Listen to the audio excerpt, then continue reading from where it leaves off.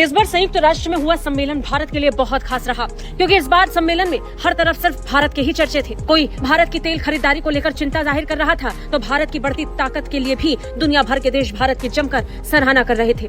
खास बात ये कि इस बार के सम्मेलन में भारत और चीन एक दूसरे के बहुत करीब आ गए, इतने करीब कि चीन अब भारत को संयुक्त राष्ट्र में बदलावों को लेकर खुला समर्थन देने लगा है। जी हाँ, भारत लंबे वक्त से संयुक्त राष्ट्र सुरक्षा परिषद में बदलावों की मांग कर रहा है, लेकिन हर बार भारत की इस मांग में अड़ंगा अड़ाने वाला चीन बनता आया है। लेकिन इस बार ऐसा नहीं हुआ। चीन ने तो इस बार भारत को खुला समर्थन दे दिया, भारत की मांग को खुला समर्थन दिया। भारत जो संयुक्त राष्ट्र में सुरक्षा परिषद के बदलावों की मांग करता आया, अब चीन ने भी खुले तौर पर ऐलान कर दिया है कि वो भारत की इस मांग में उसके साथ खड़ा है। दरअसल संयुक्त राष्ट्र से अलग भारत ने एक बड़ी कूटनीतिक जीत हासिल की थी। भारत ने ब्रिक्स देशों के साथ एक ऐतिहासिक बैठक की और इस बैठक की अध्यक्षता कर भारत ने साफ कर दिया कि कैसे अमेरिका की जमीन पर ब्रिक्स देश मजबूत होने की ताकत रखते हैं, यूएन को सीधी चुनौती देने की हिम्मत रखते हैं। और इसके बाद सामने आया ब्रिक्स देशों का जॉइंट स्टेटमेंट। इस स्टेटमेंट में 2023 के जोहान्सबर्ग 2 घोषणा पत्र के तहत ब्रिक्स और विकासशील देशों के समर्थन से परिषद में सुधार और प्रतिनिधित्व बढ़ाने की मांग जोरों से फिर उठाई गई। ब्रिक्स देशों की तरफ से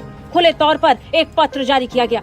इस स्टेटमेंट में कुछ 20 से ज्यादा पॉइंट शामिल किए गए और इस पॉइंट में 14 नंबर वाला पॉइंट सबसे ज्यादा खास था, जो भारत के लिए एक बड़ी कूटनीतिक जीत मानी जा रही है। दरअसल इस 14 नंबर के पॉइंट में खुलकर ब्रिक्स देशों ने इस बात का समर्थन किया कि भारत और ब्राजील की सदस्यता की जवाबदेही संयुक्त राष्ट्र में होनी चाहिए। जोहान्सबर्ग के घोषणा पत्र का जिक्र करते हुए कहा गया कि संयुक्त राष्ट्र में व्यापक सुधार की आवश्यकता है, जिस पर फिर से जोर दिया गया। इन सुधारों का उद्देश्य परिषद को ज्यादा लोकतांत्रिक, प्रतिनिधिमूलक, प्रभावी और कुशल बनाना है, ताकि वो वैश्विक चुनौतियों का बेहतर जवाब दे सके, खासकर विकासशील देशों जिनमें अफ्रीका, एशिया और लैटिन अमेरिका के देश शामिल हैं। रूस, चीन, ब्राजील, साउथ अफ्रीका समेत कई और देशों ने इसका खुलकर समर्थन किया है। गौर करने वाली बात यह है कि संयुक्त राष्ट्र में जब जब भारत को सुरक्षा परिषद में जब स्थायी सदस्य के तौर पर मान्यता देने की बात आई है, तब चीन ने इसका विरोध किया है। लेकिन अब मानो संयुक्त राष्ट्र सुरक्षा परिषद में स्थायी सदस्य का रास्ता खुद साफ हो रहा हो। चीन की तरफ से समर्थन बता रहा है कि चीजें अब भारत के पक्ष में जा सकती हैं। इन बदलावों के तहत भारत की सुरक्षा परिषद में स्थायी सदस्यता और वीटो पावर प्राप्त करने की संभावना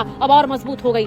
भारत लंबे समय से यूएनएससी के स्थायी सीट और वीटो अधिकारों की मांग कर रहा है, जिससे वो वैश्विक स्तर पर अपनी भूमिका और प्रभाव को और ज्यादा बढ़ा सके। और अब ब्रिक्स देशों की तरफ से भी समर्थन बता रहा है कि ये रास्ता अब और आसान हो चुका है।